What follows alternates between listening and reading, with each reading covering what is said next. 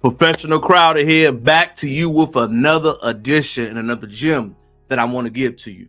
You know, all the time we hear people give recommendations, but nobody ever gives you their personal book list that I think professionally will change your life. I'm going to give you my 15, may give you more. Take a listen. The number one book I think every professional needs to read first. I don't know the author. What got you here won't get you there. Let me say that again. What got you here won't get you there. What it speaks of is that for you to get to a certain level of a certain position, right, you have to learn a certain skill set. Once you learn that certain skill set, do you understand once you get a new position, everything that you learned that prior skill set has nothing to do with which skill set you're in position you're in right now? It is really a book that's deep on professionally. I may learn how to, for me, I'm gonna use myself, right? I worked at Wendy's. I learned how to work with a pace, how to fulfill orders and listen. Now, my second job in college, none of that information was useful to me because I had to learn how to sit down, retain, and listen to information. No matter what my skill set I had to learn while I was in high school to work and provide and get things that I wanted, that skill set did not serve me for my new life and the new things I was going towards. That book was so critical to me at my point in life that I think all young professionals should learn how to read. Remember, what got you here won't get you there. Amazing. Number two, my personal favorite, the autobiography of Malcolm X. All professionals read the autobiography of Malcolm X. The one reason why I recommend that book to everyone is that is the first book for a man you learn how to reinvent yourself. Malcolm X didn't graduate from high school, was not educated, was not articulate, was on drug, and was a pimp prior to him going to prison. While incarcerated, he learned how to read by reading dictionary. He self-educated himself on how to handle topics. He fasted, he converted to Islam, and he changed his direction of his life. All by literally saying, I'm going to be a new version of me. The autobiography of Malcolm X is the greatest story ever told of one of the greatest American heroes who dove into the topic of you want to change, this is how you do it. Think about this, y'all. He never learned how to write like that. He was formally educated, he was growing up, but he showed to go on the streets. This man reinvented himself and became who assassinated later on in life. Autobiography of Malcolm X, 10 out of 10. Number three, I know it's going to sound cliche, but I believe it is truly a powerful book. How to Win and Influence People by Dale Carnegie.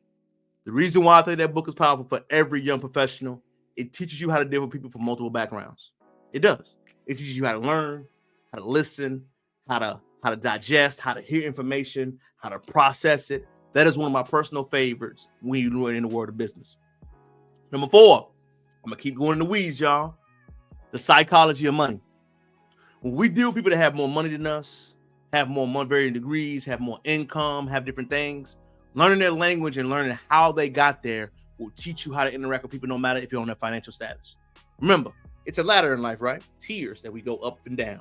Once you learn how to bounce around each of those worlds, you will learn how to navigate inside of different settings and how to work within them. Number five, how to talk to people, the little things, 92 ways how to talk to people.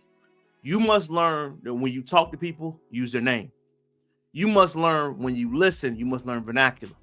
You must learn to write down side information as far as their birthdays, their special anniversaries, anything that sets you apart when you talk to people.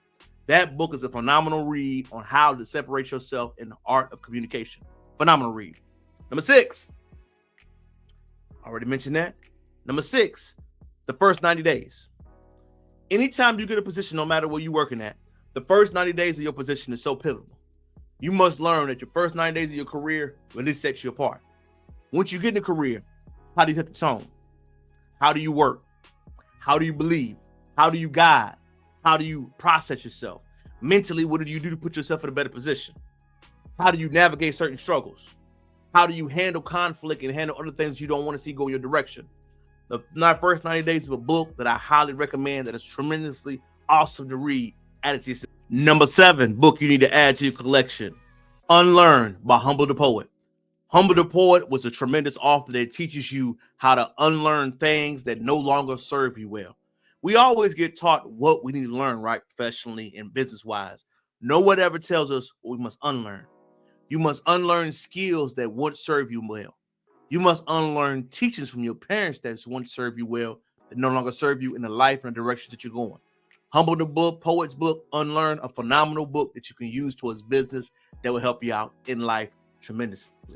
Number 8, controversial. I know it's going to say, Think and Grow Rich. Think and Grow Rich. Phenomenal read. Phenomenal book. What does it do? It teaches you the power of the mind. The mind is the strongest vessel and muscle in your body that you must learn. You must learn how to prosper. You must learn how to think. You must learn how to grow. You must learn that your mind is the strongest asset you can ever have. What you invest in it, what you put inside of it, what you work on, what you replenish on will truly have a tremendous finish on you. Number 9, personal favorite. This is about health and fitness. How to Eat to Live by the Honorable Elijah Muhammad.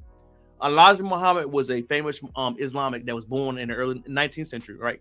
1900s, who spoke on fasting and eating a delicacy of your life. He was the first one that introduced intermittent fasting in the Americas. He taught about eating to live. He taught about a proper diet.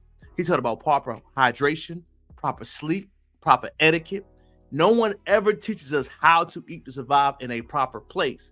This book, a little bit outdated, but it's a phenomenal read on how to eat to live a prosperous life, to retain the energy and enthusiasm you want to seek and go after.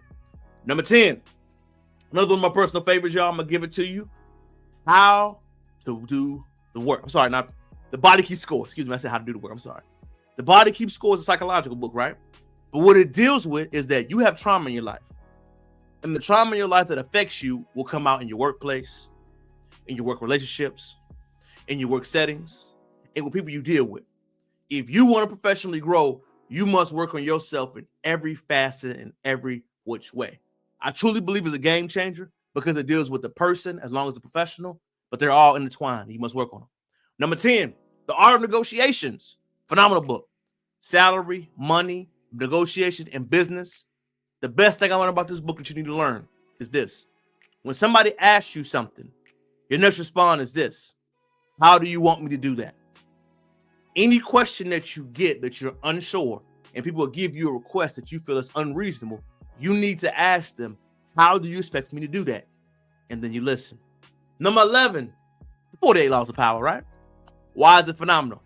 You need to learn the skill sets of how to deal with supervisors, bosses, leaders, entrepreneurs, anybody that you deal with.